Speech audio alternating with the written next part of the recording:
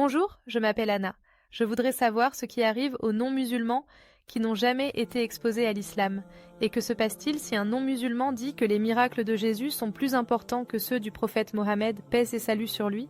La sœur a posé deux questions essentiellement. 1. Que devient un non-musulman qui dit n'avoir jamais été exposé à l'islam? 2. Que se passe-t-il si un non-musulman affirme que les miracles de Jésus, paix sur lui, sont plus grands que ceux du prophète Mohammed, paix et salut sur lui? Premièrement, si quelqu'un me dit aujourd'hui qu'il n'a pas été exposé à l'islam, cela devient difficile à croire à l'ère de la science et de la technologie. Il y a 50 ans, cela aurait peut-être été possible. Mais de nos jours, les médias notamment diffusent de nombreuses informations sur l'islam. Cependant, ces informations sont souvent erronées, présentant un pseudo-islam, où les musulmans sont perçus comme des terroristes ou des fondamentalistes, et où l'islam est vu comme une religion de violence qui opprime les femmes. Un non-musulman peut donc être exposé à une mauvaise version de l'islam, mais que se passe-t-il s'il n'a pas accès aux véritables enseignements de cette religion? Le Coran, dans la sourate Al-Hujurat, chapitre 49, verset 6, nous exhorte à vérifier toute information avant de la diffuser, afin de s'assurer de sa véracité. Supposons qu'une personne vive isolée, sans aucun contact avec l'islam. Dans ce cas, il incombe à chaque musulman de transmettre le message de l'islam. Allah dit dans le Coran, dans la sourate Fussilat, chapitre 41, verset 53, qu'il montrera ses signes dans les horizons les plus éloignés jusqu'à ce que les gens reconnaissent toute la vérité. Ainsi, avant qu'une personne ne meure, Allah lui montre des signes qui lui révèlent la vérité. Que cette personne soit née dans une famille musulmane ou non, dans un pays musulman ou non, Allah lui fera parvenir le message.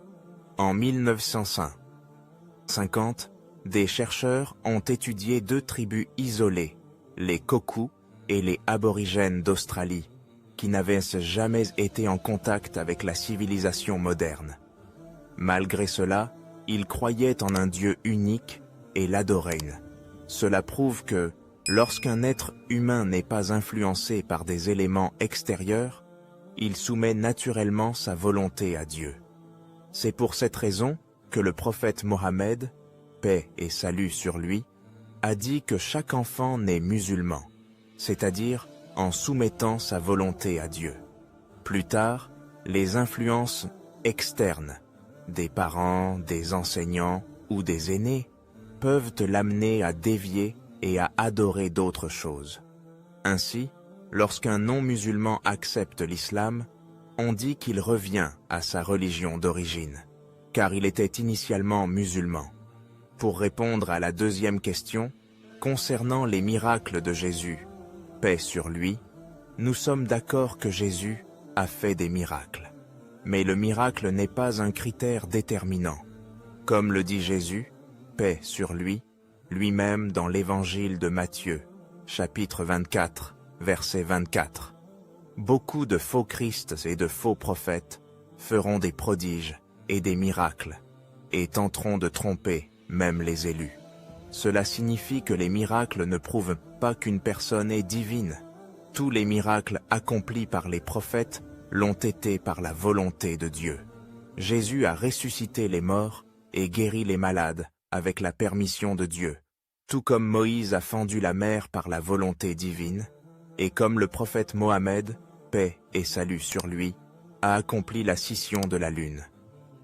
L'islam est d'ailleurs la seule religion non chrétienne qui considère la foi en Jésus-Christ, paix sur lui, comme un pilier fondamental.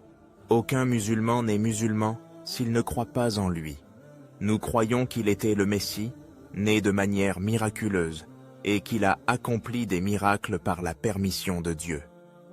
Cependant, la différence entre les chrétiens et les musulmans est que nous croyons que Jésus n'a jamais revendiqué la divinité. Dans la Bible, il n'y a aucune déclaration claire où Jésus affirme être Dieu, ou demande à être adoré. En fait, dans l'évangile de Jean, chapitre 14, verset 28, il dit « Mon Père est plus grand que moi ». Il a également dit « Je ne peux rien faire de moi-même, je ne fais que la volonté de celui qui m'a envoyé ». Jean 5, 30. Cela montre que Jésus n'était pas Dieu, mais un prophète soumis à la volonté divine.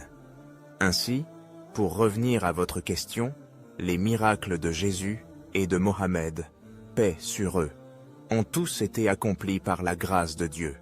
Jésus a lui-même prédit la venue du prophète Mohammed, paix et salut sur lui, dans l'évangile de Jean, chapitre 16, verset 13, disant qu'un esprit de vérité viendra après lui pour guider vers toute la vérité.